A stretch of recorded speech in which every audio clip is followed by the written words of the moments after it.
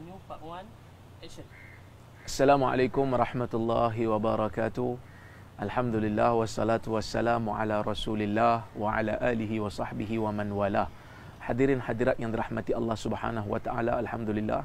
Hari ini baru saya berkesempatan untuk memberikan respon balas saya terhadap saudara saya Al-Fadhil Ustaz Nazrul Nasir.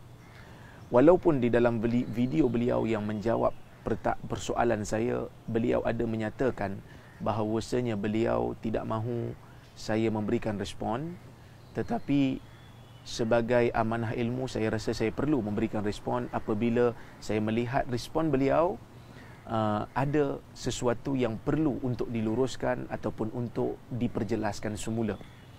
Baik, sebelum saya mulakan bicara, pertamanya saya ingin mengucapkan terima kasih banyak-banyak kepada Al-Fadhil Ustaz Nazrul Nasir kerana sudi menjawab persoalan saya dengan video yang bagi saya agak panjang. Baik, yang pertama, respon saya begini. Yang pertama, apabila saya memberikan soalan kepada Al-Fadhil Ustaz, bukanlah tujuan saya ingin menuduh beliau sebagai penyebar hadis palsu. Itu yang pertama. Yang kedua, saya dan Al-Fadhil Ustaz Nazrul Nasir bersepakat mengatakan bahawasanya selawat kepada Nabi sallallahu alaihi wasallam adalah sesuatu perkara yang dituntut dan terdapat hadis yang sahih di dalam masalah ini. Yang ketiga, Al-Fadhil Ustaz Nazrul Nasir dan saya bersepakat mengatakan bahawasanya hadis palsu itu perlu diperangi. Cuma yang menjadi polemik antara saya dan beliau adalah soalan saya kepada beliau apabila beliau membacakan sebuah hadis yang mengatakan sesiapa yang berselawat kepada Nabi sallallahu alaihi wasallam dalam sehari sebanyak 1000 kali, maka akan bertembung bahunya dengan bahu Nabi di pintu syurga. Al-Fadhil Ustaz Nazrul Nasir juga menyebut di dalam kuliah yang sama hadis yang lain yang mengatakan sesiapa yang berselawat ke atas baginda dalam sehari 1000 kali, maka Allah mengharamkan ke atasnya neraka. Inilah yang menjadi polemik. Apabila saya mendengar kuliah beliau membacakan dua hadis ini, maka terdetik pada jiwa saya untuk bertanya kepada beliau, terutamanya apabila kuliah beliau ini telah disebarkan di dalam page Al-Fadhil Ustaz Muhammad Nazrul Abdul Nasir dan disebar dan dikongsi oleh ramai manusia dan ramai juga yang bertanya dengan saya tentang isu ini. Maka oleh kerana itu, setelah saya melakukan carian dan saya tidak menjumpai asal ataupun sanad bagi hadis ini dalam kitab hadis yang muktabar, maka saya bertanya beliau isu ini dan beliau memberikan jawapan. Tetapi pada saya, maafkan saya, tetapi saya mengatakan jawapan tersebut perlu diberikan respon semula oleh saya. Baik, kenapa saya bertanya beliau tentang asal bagi sesebuah hadis ini?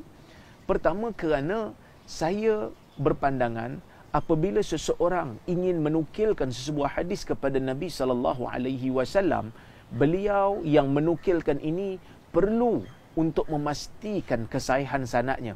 Jika ia tidak sahih, maka tidak dibenarkan menurut para ulama untuk menukilkannya dengan lafaz yang seolah-olah dia pasti Nabi mengatakan demikian. Jika dia menukilkan tanpa sanad, jika menukilkan dengan sanad, ia tidak menjadi masalah. Tetapi apabila menukilkan tanpa sanad, kita tidak dibenarkan untuk mengatakan dengan pasti seperti lafaz kita, Nabi SAW menyebut. Sebaliknya, kata para ulama mustalah, mestilah kita menukilkan sesuatu hadis yang tidak sahih dengan lafaz diriwayatkan daripada Nabi SAW. Apabila kita menukilkan perkara ataupun sesuatu hadis ataupun sesuatu perkara yang disandarkan kepada Nabi dan kita menyandarkannya kepada Nabi dalam keadaan kita tidak memastikan ataupun tidak mengetahui statusnya, maka kita mungkin akan terjebak dalam perkara pendustaan kepada Nabi sallallahu alaihi wasallam. Perkara ini bukanlah saya yang menyebutnya, tetapi ada ulama silam yang telah menyebutnya, seperti mana yang disebutkan oleh Ibn Hibban, yang mana Ibn Hibban membuatkan satu bab di dalam sahihnya dengan tajuk Zikru ijabi dukhulin nar liman nasaba syai' ilal Mustafa sallallahu alaihi wasallam wa huwa ghairu alimin bi sihhatihi, iaitu bab membicarakan ataupun bab menyebut tentang kewajipan masuk ke dalam neraka bagi seseorang yang menyandarkan sesuatu kepada Mustafa sallallahu alaihi wasallam, yakni Nabi sallallahu alaihi wasallam, dalam keadaan dia tidak mengetahui kesahihannya.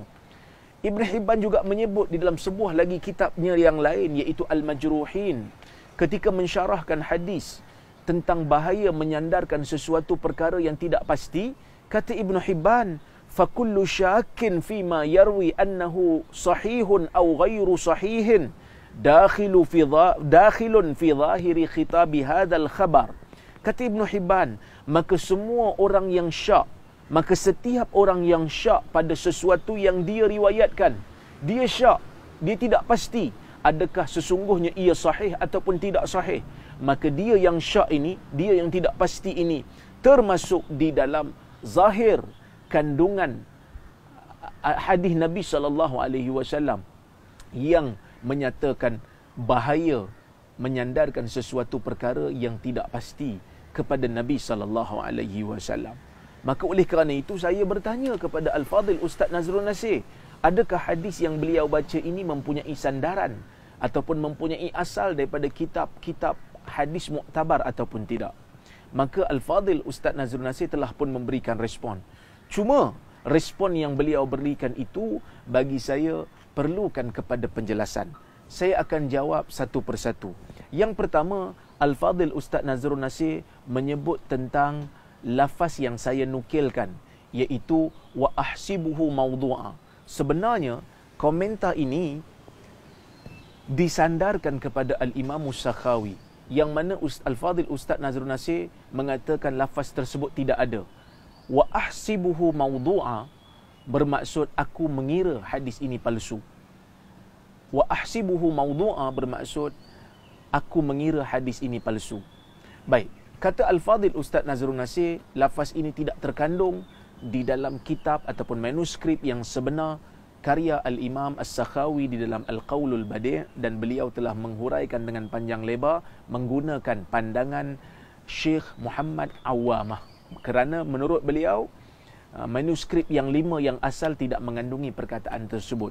Ingin saya katakan bahawasanya apabila kita merujuk kepada cetakan kitab Al-Qaulul Badi' yang ada, seperti cetakan Dar Jawami'il Kalim di Kahirah dan juga cetakan Maktabatul Muayyad, perkataan ini ada sebenarnya. Bahkan tahqiq Syekh Bashir Uyun mengatakan bahawasanya beliau mentahqiq kitab Al-Qaulul Badi' ini daripada manuskrip yang dinukilkan oleh Syihabuddin Ahmad Al-Halabi, yang mana manuskrip ini telah diijazahkan oleh As-Sakhawi, dan perkataan wa ahsibuhu mawdu'a ini ada. Maka oleh kerana itu saya menukilkan perkataan tersebut. Tetapi Al-Fadhil Ustaz Nazrul Nasir mengatakan perkataan tersebut tidak ada, menggunakan hujah Muhammad Awamah.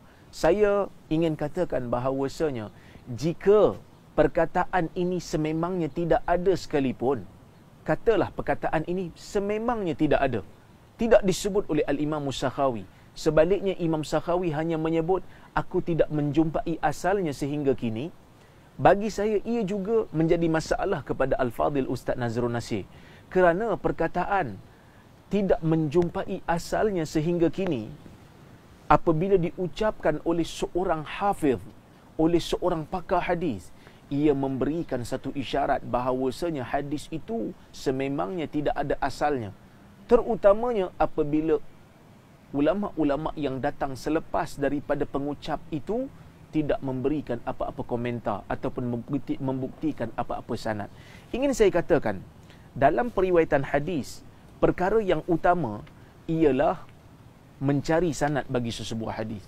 Apabila tidak ada sanad bagi sesebuah hadis, terutama di zaman terkemudian ini, maka hadis tersebut tidak ada nilainya. Saya ingin menukilkan kepada Al-Fadhil Ustaz Nazrul Nasir perkataan Syekh Abdul Fattah Abu Ghuddah, yang mana beliau pernah menyebut, wa idza kana al-hadis la isnada lahu fala qimata lahu wala yultafatu ilaih idhil i'timad fi naqli kalami sayyidina Rasulillah sallallahu alaihi wasallam ilaina innama huwa 'ala al-isnad as-sahih ats-thabit au ma yaqa'u mawqi'ahu wa ma laysa kadzalik fala qimata lahu.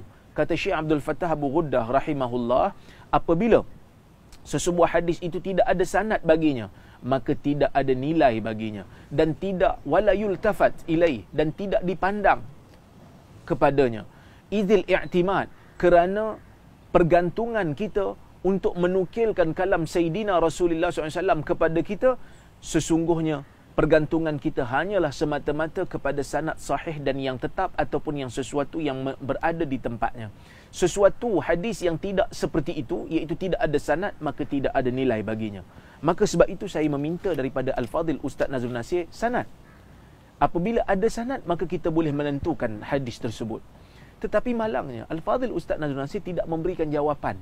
Sebaliknya beliau menghuraikan lafaz la aslalahu, yang bermaksud ia tidak semestinya memaknakan ataupun tidak semestinya menunjukkan sesebuah hadis itu sebagai palsu.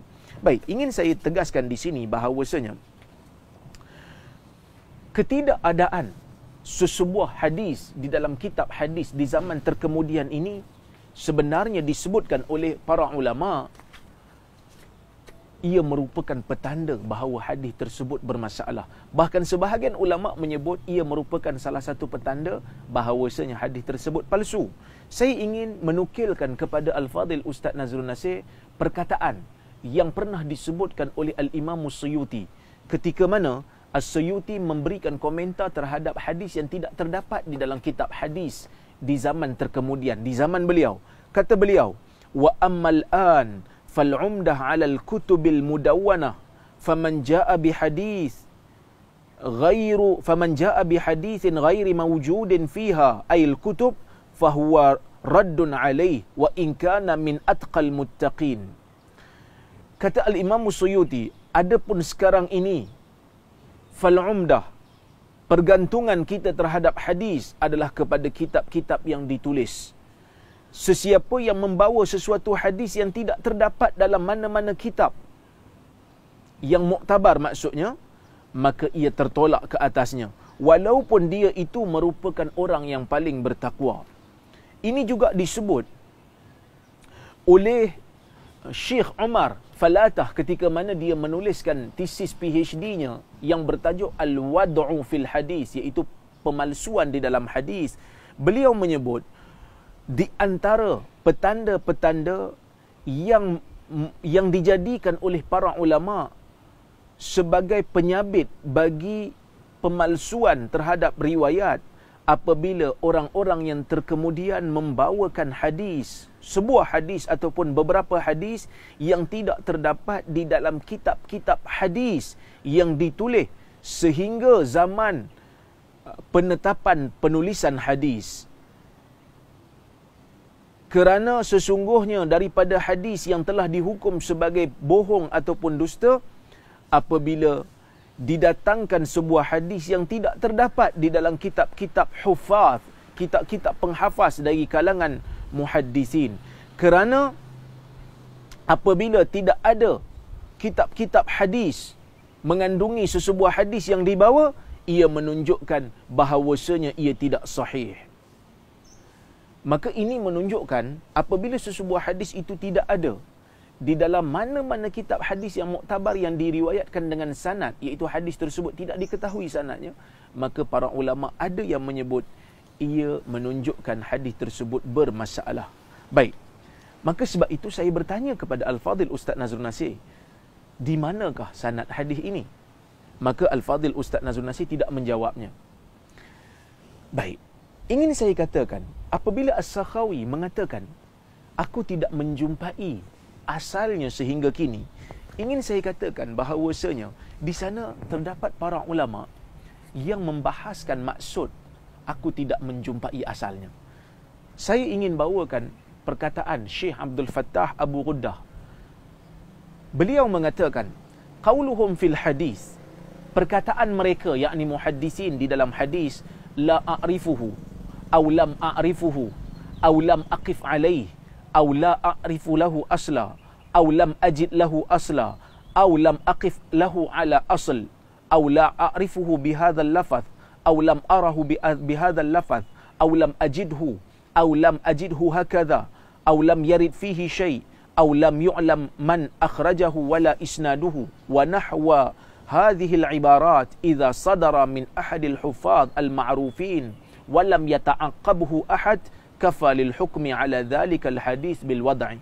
Yang bermaksud, apabila muhaddisin mengatakan kepada sesebuah hadis, aku tidak mengetahuinya, aku tidak pernah mengetahuinya, aku tidak menjumpainya, aku tidak mengetahui asalnya, aku tidak menjumpai bagi asalnya, aku tidak pernah menjumpai baginya asal, ataupun aku tidak mengetahuinya dengan lafaz ini, ataupun aku tidak pernah menjumpainya dengan lafaz ini, ataupun aku tidak menjumpainya, ataupun aku tidak menjumpainya seperti ini, ataupun tidak datang pada perkara ini sesuatu pun daripada hadis, ataupun tidak diketahui sesiapa yang meriwayatkannya dan tidak diketahui sanadnya.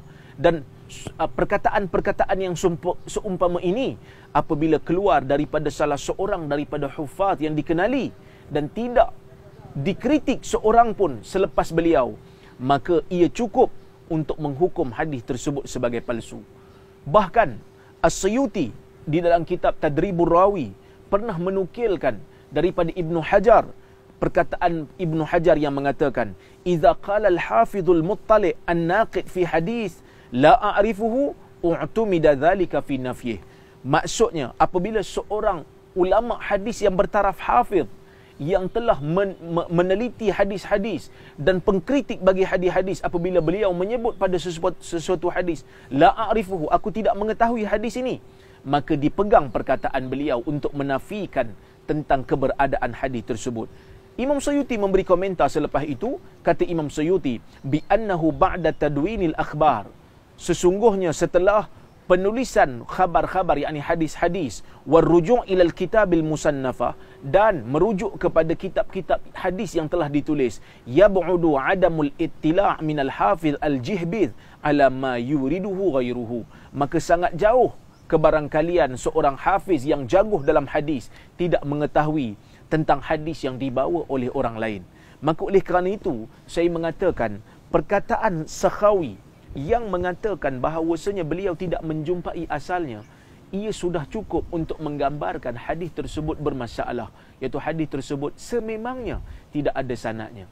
Jadi apabila saya melihat video Al-Fadhil Ustaz Nazrul Nasir, saya cuba untuk mencari di manakah di dalam video tersebut beliau nyatakan sanad bagi hadis ini, tetapi malangnya saya tidak menjumpainya. Bahkan Syekh Abdul Fattah Abu Ghuddah juga pernah menyebut bahawasanya apabila ulama-ulama mutaakhirin daripada kalangan muhaddisin seperti Hafiz Diya Al-Maqdisi, Ibnu Salah, Saghani, Al-Munziri, Nawawi, Ibn Daqiq Al-Eid, Dimyati, Ibn Tamiyah, Al-Mizzi, Al-Zahabi, Al-Subki, Zaila'i, Ibn Kathir, Al-Zarkashi, Ibn Rajab, Ibn Mulaqin, Al-Iraqi, Haythami, Ibn Hajar, Aini, Ibn Humam, Sakhawi, dan juga Suyuti, dan Az-Zurqani, dan juga Ibn Himmat Ad-Dimashqi, dan seumpama mereka daripada kalangan ulama yang terakhir, apabila salah seorang daripada mereka menyebut pada sebuah hadis la a'rifuhu aw la aslalahu, apabila salah seorang daripada mereka menyebut pada sesebuah hadis aku tidak mengetahuinya ataupun tidak ada asal baginya, walam yata'aqqabhu ahad minal huffaz ba'dahu, dan tidak ada seorang pun daripada kalangan huffaz yang memberi komentar terhadap pandangan ini, kafadzalika fil hukm alaihi bil wada', wallahu a'lam, cukuplah bagi kita untuk menghukum hadis tersebut dengan palsu. Maka sebab itu saya ingin bertanya kepada Ustaz Al-Fadhil Ustaz Nazrul Nasir, di manakah sanad bagi hadis ini, dan saya tidak menjumpainya.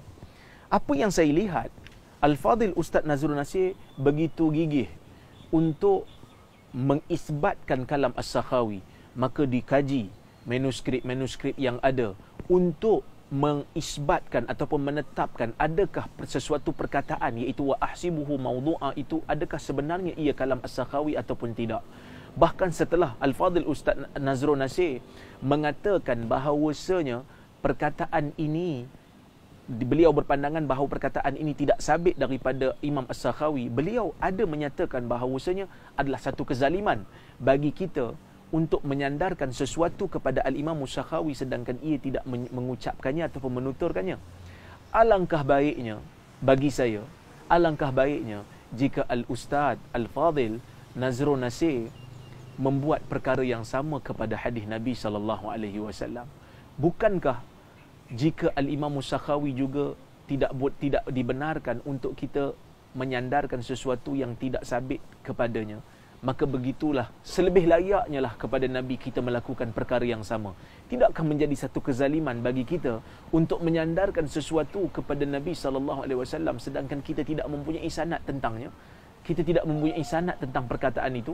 Bukankah itu merupakan satu kezaliman, wahai Al-Fadil Ustaz?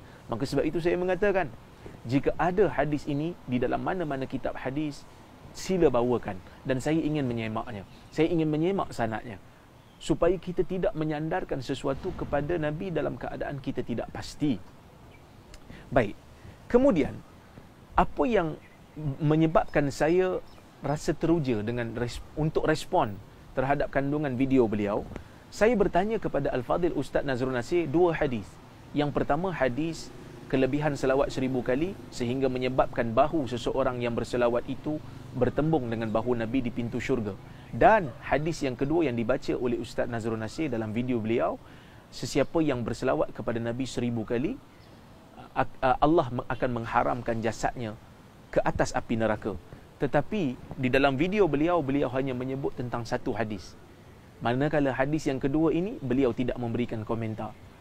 Walaupun beliau memberikan komentar pada hadis yang pertama, tidak pada hadis yang kedua, cuma bagi saya sebenarnya respon beliau sebenarnya tidak menjawab soalan saya. Soalan saya, di manakah asal bagi hadis ini? Maka beliau perlu menjawabnya jika beliau mahu. Jika tidak ada dan tidak dijumpai asalnya ataupun sanadnya, maka mengaku sajalah hadis tersebut tidak ada asalnya. Baik, Al-Fadil Ustaz Nazrul Nasir juga pernah menyebut di dalam video beliau bahawasanya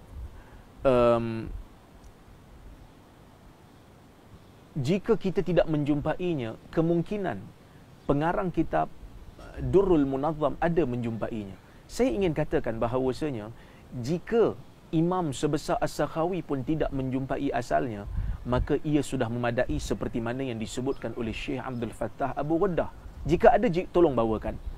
Jika tidak ada ataupun tidak dijumpai, maka janganlah kita menyandarkannya kepada Nabi secara pasti sehingga kita berjumpa dengan asalnya.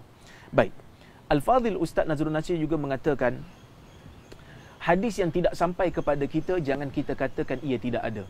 Ini bagi saya merupakan satu perkara yang bahaya. Dan saya telah bawakan tadi perkataan Al-Imam Suyuti yang mengatakan sesebuah hadis yang tidak berada dalam mana-mana kitab di zaman kemudian ini, kitab-kitab mu'tabar ataupun kitab-kitab yang bersanad, kitab-kitab yang menukilkan hadis dengan bersanad, maka ia merupakan satu petanda bahawasanya hadis tersebut bermasalah. Baik. Yang seterusnya saya ingin katakan, berhujah dengan kemungkinan ini tidak dibenarkan. Kerana kemungkinan ini ada banyak. Apabila seseorang membawakan hadis yang tidak diketahui asalnya, boleh kita katakan hadis tersebut kemungkinan ada, boleh juga kita sebut hadis tersebut kemungkinan tidak ada. Bahkan kemungkinan tidak ada telah pun saya berikan petanda ataupun nukilan para ulama untuk mengatakan kemungkinan tidak ada itu lebih kuat apabila hadis tersebut tidak dijumpai dalam mana-mana kitab hadis yang bersanad. Maka sebab itu janganlah berhujah dengan kemungkinan. Kerana jika Al-Fadil Ustaz Nazrul Nasir ingin berhujah dengan kemungkinan, saya juga ingin berhujah dengan kemungkinan. Jika beliau berlakukan demikian, saya pun ingin melakukan demikian. Jika kata mungkin ada, saya juga kata mungkin tidak ada. Maka kemungkinan tidak boleh menjadikan hujah. Baik. Jika hadis tersebut ada sanad sekalipun, para ulama ada juga seperti Al-Imam Zahabi umpamanya dalam Syiar A'lamin Nubala, sesebuah hadis yang ada sanad sekalipun, jika sanad itu tidak dikenali perawi-perawinya, tetap beliau menolaknya dengan mengatakan isnaduhu mudlim, sanadnya gelita. Jika ada sanad sekalipun berkemungkinan ditolak, apatah lagi kalau hadis tersebut tidak diketahui sanadnya langsung. Bagaimana keadaan kita? Kita perlu untuk berhenti daripada membacanya dan untuk menerimanya sehingga kita menjumpai sanadnya. Baik.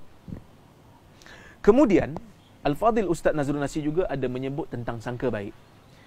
Sangka baik kepada para imam, maka kita tak boleh kata seolah-olah inilah maksud perkataan beliau, sangka baik pada para imam, mungkin mereka bertemu dengan hadis ini, maka kita sebagai orang kemudian kena terima. Saya ingin katakan, di sana ada perkataan daripada seorang ulama hadis yang bernama Abdul Rahman bin Mahdi. Beliau menyatakan dengan jelas, kata beliau, khislatan la yastaqimu fihima husnul dhan, al-hukum wal hadis. Yang bermaksud dua perkara yang mana tidak boleh ataupun tidak lurus untuk kita bersangka baik di dalam dua isu ini.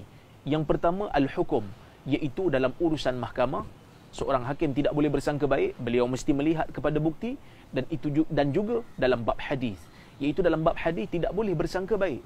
Sesuatu hadis yang ingin diterima mestilah dinilai melalui sanadnya. Inilah yang dilakukan, inilah tradisi ulama-ulama daripada zaman silam sehingga ke hari ini. Oleh kerana itu, Imam Ibn Hajar pernah menulis kitab Ad-Dirayah. Imam Ibn Hajar juga pernah menulis kitab Talkhisul Habir. Al-Iraqi pernah menulis kitab Al-Mughni an Hamlil Asfar. Az-Zailai pernah menulis kitab Nasbur Rayah. Kesemua mereka ini menilai semula hadis-hadis dalam kitab yang ditulis oleh ulama-ulama besar sebelum mereka.